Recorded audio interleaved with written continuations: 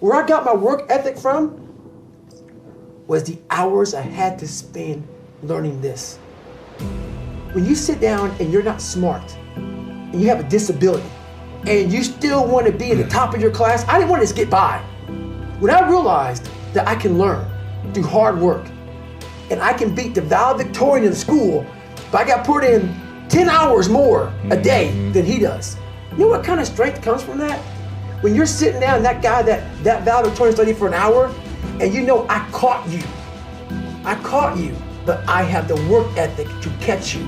That's where David Goggins got really invented, was at a kitchen table with 20 spiral notebooks that were empty.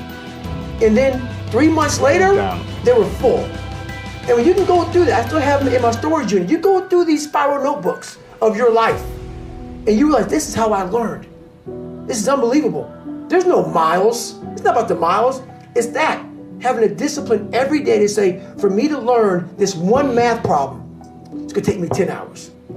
And that's where and you realize through hard work, you can outwork anybody, no matter how badass they are. But that's the part people don't want to dive into. What does Ryan Seacrest, Tom Cruise, Oprah, Steven Spielberg, Donald Trump, Joan Rivers, Warren Buffett, Gordon Ramsay, Michael Jordan, Kobe, Tim Tebow, they all have one major thing in common, dude. These people hammer. They beat it to death, okay? Look at Tom Cruise, man. Look at his career. He works constantly. So look, you want to get your work ethic so high that people actually admire you. I'm going to ask you a question right now. Do people know you because of your unbelievable work ethic? If you can't answer yes to that, man, you're not going to get in that top 10%. You got to get at the top. People need to know you for one major thing first. He works. He produces. The guy's there every day. The guy's pushing and shoving. Because the truth is, no matter how good your ideas are, how good your art is, or how good your skill set is, if you're not working, man, if you're not vibrating at a frequency that people say, my God, how does that guy do all that? If you're not vibrating at that rate, 10x levels, massive action, tremendous work ethic, it's just a muscle now, and it's just a discipline in your life, and it's a way, it's a normal way that other people think is abnormal, but if you're not working at that level, you're not going to make it. Get your work ethic in, man. It's the American way. Work ethic. What I could control was my work ethic. You've heard me speak many times about outworking everybody, but I think that just feels good when we hear it, but most people don't take it seriously. If you think that I have a little bit of success in my life, I can tell you what I attribute it to.